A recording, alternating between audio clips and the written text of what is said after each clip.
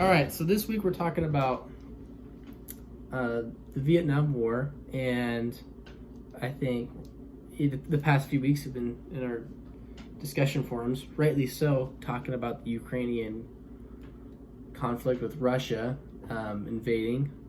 And although I won't go into depth at least as much about the war, perhaps in my presentation, I would hope that you are getting informed about it, and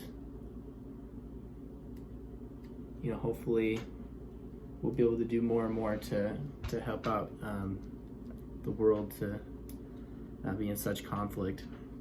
But anyway, so this week we're talking about how in the 60s people are starting to become more educated, more people are going to college, and so more people are thinking differently because of their experiences at college.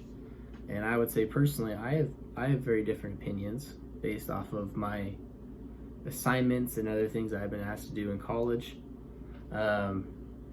So people are going to college before, and additionally, things like the TV and other news sources have changed America forever as far as war goes, because it's no longer the days like in World War II or World War I where you're just getting like mostly just propaganda, right, from the leaders of whatever country you're in, right? So we get propaganda, right? There's been a long history of posters about the war effort going on, and many times the enemy is depicted as kind of monster-like a little bit, right? So it gets you, promotes you to go and join the war effort, right? Because that's what the government would want.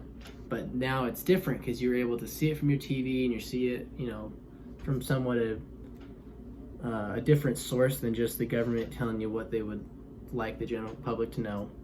And so I thought about how that connects to today, how social media has probably made that even more so. Because now there's no longer a president has to go through the news media to get to you, but the president can now just go through social media and go directly to the people or whoever, right? So influencers have made a very big impact. And for millennials, but even more so Gen Z, someone who is an influencer, very popular on social media, they are an influencer. They've been termed that for a reason. So according to Rolling Stone, and they cite the information where they got this from on the article I'll give to you. So Gen Z is almost twice as likely as millennials to make a purchase based off of a recommendation of an influencer. So as with marketing, social media has made a very heavy impact. And I would say personally, I don't always necessarily just go to New York Times, but I will just receive information off of social media, whether it's through my feed on, Instagram, or maybe Snapchat's trying to tell me to do something when you can watch a story from your friends, and then underneath that they have all these other headlines. So I want us all to discuss this week about how social media has made our generation unique, and to think about it personally for you. What would you not have an opinion about that you would have never developed without social media?